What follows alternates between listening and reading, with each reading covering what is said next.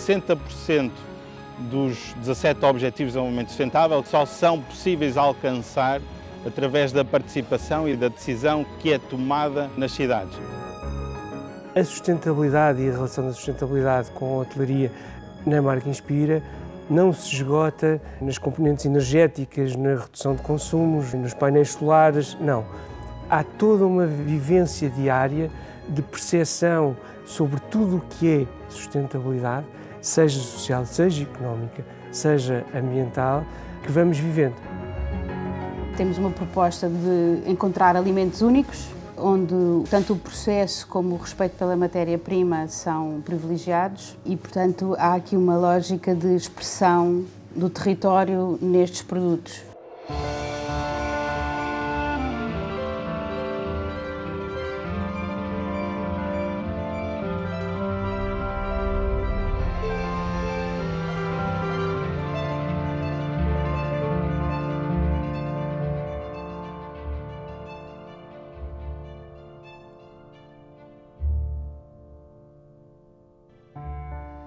Em termos de oferta turística, realmente o turismo é uma atividade que provoca grandes impactos ambientais, não só no turismo ao nível nacional, mas também ao nível internacional. No mundo, mais de 1,5 bilhão de pessoas que circula para as suas atividades turísticas, quer seja de ócio, quer seja de negócios. Por exemplo, em Portugal temos cerca de 13 milhões de turistas. E aquilo que se faz e se deve fazer é que qualquer projeto que ele tenha logo à partida, do ponto de vista do pensamento estratégico, a preocupação relativamente à sustentabilidade ambiental. Essa é a primeira questão.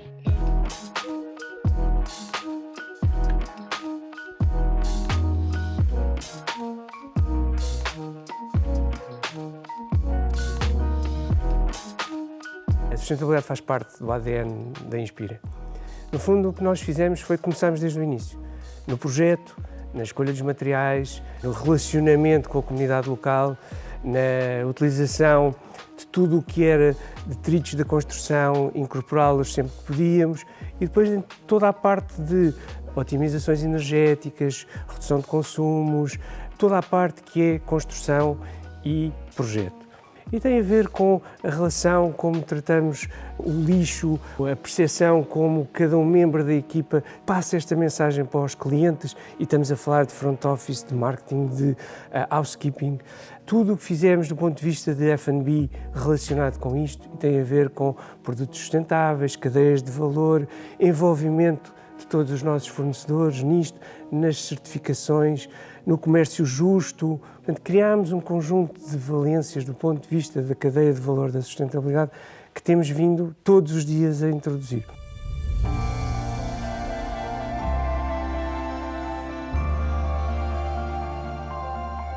Nós começámos desde o início a fazer a compensação da pegada de carbono de cada um dos nossos clientes. Isto foi uma coisa que no início era pouco entendida e era pouco percepcionada. Hoje em dia começa a ser um reflexo muito positivo de uma das coisas que nós fazemos do ponto de vista de sustentabilidade. E o que é que acontece? Se calhar a escolha continua a não ser evidente, a franja alargou-se um bocadinho, mas ainda não é de peso suficientemente grande, mas o cliente, quando tem que escolher e percebe que há alguém que no fundo tem esta preocupação da sustentabilidade, começa a ser um trigger que lhe faz algum sentido e começa a dizer assim, calma, então se calhar vou experimentar, vou ver o que é que se pode fazer relativamente a isto. E eu que se calhar faço alguma coisa em casa e escolhi um carro elétrico ou tenho preocupações do ponto de vista de comércio justo ou de tratamento de lixo, se calhar vou pensar o que é que se pode fazer. E no fundo isso tem-nos trazido alguma percepção de parte do cliente que se calhar vale a pena continuar a fazer. É nas cidades realmente que se verifica um maior impacto do ponto de vista ambiental. Nós não podemos esquecer que as cidades, apesar de ocuparem apenas 3% do território a nível mundial, são as responsáveis por 75% das emissões ao nível global. E por isso é no meio urbano que realmente tem que existir esse combate, digamos assim, essa mitigação e essa adaptação às alterações climáticas. Muitas vezes as pessoas ficam assim um bocado na dúvida, mas afinal como é que eu consigo ser mais ecologista desse ponto de vista? é nós consumirmos aquilo que é local e aquilo que é sazonal e que é fundamental para que nós, de alguma maneira, consigamos contribuir através da nossa ação pessoal, individual, para um desenvolvimento sustentável.